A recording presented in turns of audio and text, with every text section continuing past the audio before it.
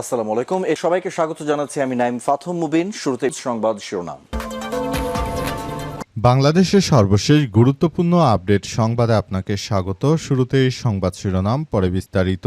প্রথমেই জানাবো আমাদের হাতে থাকা সর্বশেষ গুরুত্বপূর্ণ সবথেকে তাজা আপডেট সংবাদ। সাগাটায় যুবদল নেতার ছুরিকাঘাতে ছাত্র শিবিরের সভাপতি নিহত। গাইবান্ধার সাগাটা উপজেলায় প্রকাশ্যে দিবালোকে আজ ছুরিকাঘাত করে বেনারপাড়া ইউনিয়ন ছাত্র শিবিরের সভাপতি সাইফুল্লাহকে হত্যা করেছে বিএনপির এই সন্ত্রাসীরা। এ ঘটনায় সালাউদ্দিন নামে আরেক শিবির কর্মী গুরুতর আহত হয়েছে। আজ বিকাল 2:45টার দিকে উপজেলার বানারপাড়া চৌমাথা এলাকায় বিএনপির নেতাকর্মীরা জামাত ইসলামের এই শিবিরের সভাপতিকে দিনে দুপুরে ছুরিকাঘাতে খুন করেছে। এবারে জানাবো ইলিয়াস আলীকে অপহরণে জড়িত ব্যক্তির নাম জানালেন চিফ প্রসিকিউটর। আওয়ামী লীগের শাসনামলে বিএনপি নেতা এম ইলিয়াস আলীকে কে অপহরণ করেছে তা জানিয়েছে আন্তর্জাতিক অপরাধ ট্রাইব্যুনাল এর চিফ প্রসিকিউটর। তিনি বলেন, আমাদের নেতা ইলিয়াস আলীকে মেজর জেনারেল জিয়াউল হাসান অপহরণ করেছিলেন তা প্রমাণিত হয়েছে। তিনি আরও বলেন, তদন্ত এবং প্রাপ্ত তথ্য উপাত্তের ভিত্তিতে ইলিয়াস আলীর অপহরণের ঘটনায় জিয়াউল হাসানের সম্পৃক্ততা প্রমাণিত হয়েছে। এদিকে দ্বিতীয় তিস্তা সেতু রক্ষাবাদ নদীগর্ভে বিলীন। ডালিয়া পয়েন্টে বিপদসীমা ছুঁই ছুঁই তিস্তা নদীর পানি।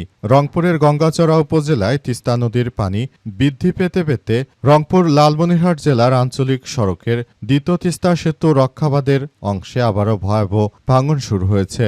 গত বছর নদীগর্ভে বিলীন হয়ে যাওয়া বাঁধের অংশ রক্ষায় স্থানীয় সরকার প্রকৌশল অধিদপ্তর প্রায় 14 লক্ষ টাকা ব্যয়ে যে বাঁশের পাইলিং নির্মাণ করেছিল সেটি নদীগর্ভে বিলীন হয়ে গেছে। এরপর জানাবো যুবলীগের মিছিল থেকে পুলিশকে হুমকি, সামনে আসবি না মাইরা ফালামো। গাজীপুরে কার্যক্রম নিষিদ্ধ আওয়ামী লীগের প্রতিষ্ঠাবার্ষিকী উপলক্ষে বিক্ষোভ মিছিল করেছে মহানগর যুবলীগের নেতাকর্মীরা। আজ সকাল 6:30টার দিকে কার্যক্রম নিষিদ্ধ আওয়ামী লীগের ব্যানারে নগরের বাসন এলাকায় কলম্বিয়া গার্মেন্টসের সামনে এই মিছিল করা হয়। এবং সর্বশেষ জানাবো বিরোধী দলীয় নেতার সঙ্গে সুইডেনের রাষ্ট্রদূতের সাক্ষাৎ। বাংলাদেশের বিরোধী দলীয় নেতা ও বাংলাদেশ জামাত ইসলামের আমির ডক্টর শফিকুর রহমান এমপির সঙ্গে বাংলাদেশে নিযুক্ত সুইডেনের রাষ্ট্রদূত মিস্টার নিকোলাস উইক্স বৈঠক করেছেন। সুইডেনের রাষ্ট্রদূতের সঙ্গে এ সময় উপস্থিত ছিলেন রাষ্ট্র দূতাবাসের ফার্স্ট সেক্রেটারি মিস ম্যাটিল্ডা। প্রিয় দর্শক, এতক্ষণ শুনছিলেন সংবাদ শিরোনাম, এবারে বিস্তারিত। তবে তার আগে বন্ধুরা অনুরোধ থাকবে এই সংবাদটিতে একটি লাইক দিন। এই চ্যানেলে আপনি নতুন হয়ে থাকলে আমাদের সংবাদটি দেখতে দেখতে চ্যানেলটি সাবস্ক্রাইব করে রাখুন। কমেন্ট করে বন্ধুরা আপনার মূল্যবান মতামত জানিয়ে দিন আপনি বিশ্বের কোন দেশ থেকে বা বাংলাদেশের কোন স্থান থেকে আমাদের সংবাদটি দেখছেন এবং শুনছেন। আর বন্ধুরা, সংবাদটি আপনার সোশ্যাল মিডিয়া ফেসবুকে শেয়ার করে বন্ধুদেরও দেখার সুযোগ করে দিন। গাজা যুদ্ধে আপনি যদি নিরীহ ফিলিস্তিনিদের ভালোবেসে থাকেন বন্ধুরা, কমেন্টে ইয়েস লিখে পুরো বিশ্ববাসীকে আমাদের এই তাজা আপডেটটি দেখার সুযোগ করে দিন। এবারে বিস্তারিত। ইলিয়াস আলীকে অপহরণে জড়িত ব্যক্তির নাম জানালেন চিফ প্রসিকিউটর। আওয়ামী লীগের শাসনামলে বিএনপির নিখোঁজ নেতা ইলিয়াস আলীকে যারা গুম ও খুন করেছে তাদের ব্যাপারে কথা বলেছেন সম্মানিত চিফ প্রসিকিউটর। তিনি ইলিয়াস আলীকে কে বা কারা গুম করেছে এবং কোথায় তাকে হত্যা করা হয়েছে এবং কিভাবে হত্যা করা হয়েছে আজ সম্পূর্ণ বিষয়গুলো তিনি জানিয়েছেন। যদিও এর আগে এক র্যাবের সদস্য ইলিয়াস আলীর গুম খুনের বিষয়টি নিয়ে মুখ খুলেছিলেন এবং তিনি তখন বিএনপির নেতাকর্মীদের উদ্দেশ্য করে বলেছিলেন যে, প্রিয় দেশবাসী, আপনারা জানেন না আমি চাকরি করি, যেহেতু আমি জানি ইলিয়াস আলীকে আসলে গুম করা হয়েছে এবং তাকে এরপর খুন করে ফেলা হয়। তাকে আসলে তার পেট ফেরে তারপর ইলিয়াস আলীকে সাগরে ফেলে দিয়ে তারপর হত্যা করা হয়েছে। এই ঘটনাগুলো ঘটেছে, আপনারা বিষয়গুলো দেখতে পেয়েছেন এবং এ সম্পর্কে কেউই আসলে তখন কোনো কিছু করতে পারেনি। বিএনপির নেতাকর্মীরা দীর্ঘ 17 বছর পর, প্রায় 2 যুগ পর তারা ক্ষমতায় আসলেও এখন তারা এই গুম অধ্যাদেশ তারা বাতিল করেছে। কতটা হাস্যকর! বিএনপি নেতা সালাউদ্দিন নিজে গুম ছিলেন। ইলিয়াস আলীর স্ত্রী, তিনি ওই গুম বিরোধী আইনের প্রতি তারা সম্মান জানিয়ে তারা মূলত এটি আসলে বাতিল করার ক্ষেত্রে কার্যক্রম চালিয়েছে। তাই বিষয়গুলো আসলে কোন দিকে যাবে সেটি এখন পর্যন্ত কেউ বলতে পারছে না। গাইবান্ধার সাঘাটায় যুবদল নেতার ছুরিকাঘাতে ছাত্র শিবির সভাপতি খুন। গাইবান্ধার সাঘাটা উপজেলা প্রকাশ্যে দিবালোকে আবারও ছুরিকাঘাতে ব্যানারপাড়া ইউনিয়ন ছাত্র শিবিরের সভাপতি সাইফুল্লাহ খুন হয়েছে। এই ঘটনায় সালাউদ্দিন নামে আরেক শিবিরকর্মী গুরুতর আহত হয়েছে। আজ পৌনে ৩টার দিকে উপজেলার বানারপাড়া চৌমাথা এলাকায় এমন ঘটনা ঘটে। নিহত সাইফুল্লাহ বানারপাড়া ইউনিয়ন ছাত্র শিবিরের সভাপতি এবং আহত সালাউদ্দিনকে আশঙ্কাজনকভাবে উদ্ধার করে বগুড়া শহীদ জিয়াউর রহমান মেডিকেল কলেজ হাসপাতালে ভর্তি করা হয়েছে। নিহত সাইফুল্লাহ বানারপাড়া ছাত্র ইউনিয়ন ছাত্র শিবিরের সভাপতি।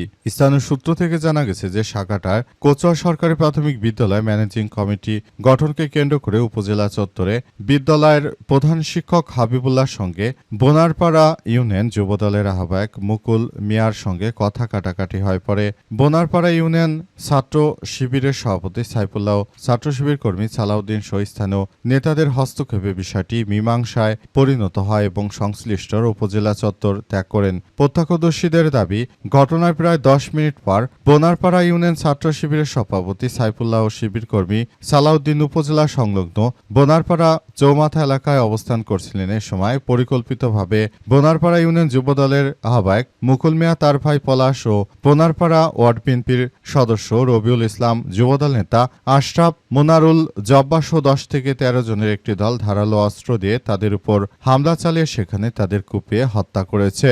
এটাই হচ্ছে বিএনপির স্বভাব। দ্বিতীয় তিস্তা সেতু রক্ষাবাদ, নদীগর্ভে বিলীন, ডালিয়া পয়েন্টে বিপদ সীমা ছুঁই ছুঁই তিস্তা নদীর পানি। রংপুরের গঙ্গাচর উপজেলা তিস্তা নদীর পানি বৃদ্ধি পাওয়ার সঙ্গে সঙ্গে রংপুর লালমনিরহাট জেলার আঞ্চলিক সড়কের দ্বিতীয় তিস্তা সেতু রক্ষাবাদের অংশ আবারও ভয়াবহ ভাঙন শুরু হয়েছে।